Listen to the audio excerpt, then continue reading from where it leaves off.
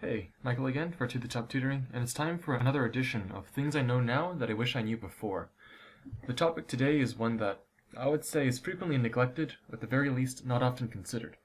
Of course, that makes it a great candidate to discuss, as for most people, it's something that you're not really aware of until you've had the experience of figuring things out the hard way. Introductions aside, today I'll be talking about body and mind, and how seemingly minor changes or a little bit of consideration can really help you prepare mentally and physiologically for a test or assessment.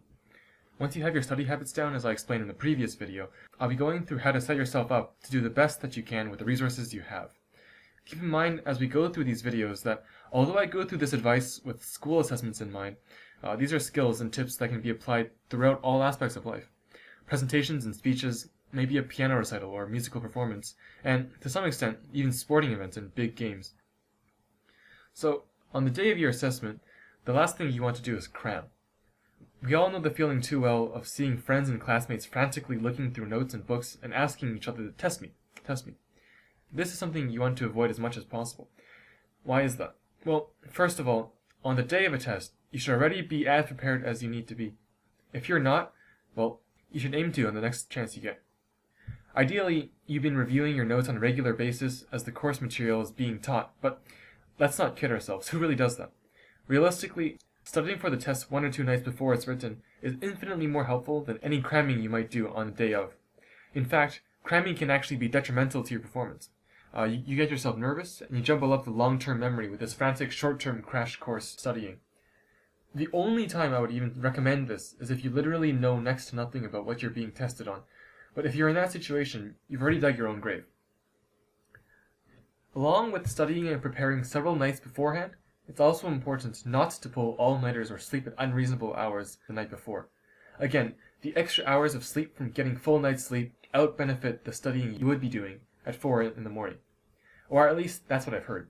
Personally, if you, for example, normally sleep at 11, staying up maybe a couple hours past your regular bedtime to study might be better.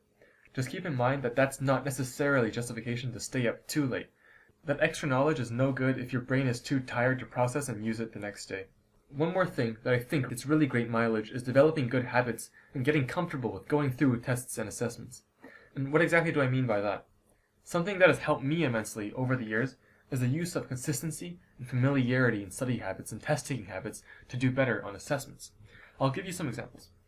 When you're studying or doing math homework, for example, as tempting as it may be to listen to music, try your best not to. At the same time, if you're not already, try to become more comfortable with working in a noisy, or at the very least, non-silent environment. Why? Because when you're writing a test, there's no way you're going to be able to listen to music, and the background noise of shuffling papers, scratching at pencils, and coughing makes the classroom far from silent. In general, what I'm trying to say is that if you can emulate, or at least take into account, some of the aspects of writing a test into how you work at home in your room, you'll be calmer and be able to think more clearly during the test. The same is true the other way around. Wearing more comfortable, perhaps more loose-fitting clothing, or maybe tying up your hair as you might at home, on the day of the exam also help with making the prospect of writing a multi-hour assessment a little less daunting. What I personally do is chew gum, but what you do is up to you. And be creative.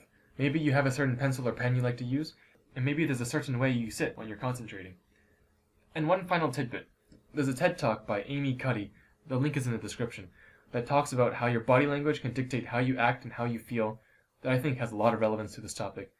She goes into much greater depth, but to summarize one part of it, assuming large, more open positions for as little as a couple minutes before an important event, like an interview or a test, can provide a confidence boost and mitigate some of that nervousness that is inevitably there. In any case, that about wraps things up. As always, if you have any questions, just leave a comment, and I'll get to you as quickly as I can. Have a great day.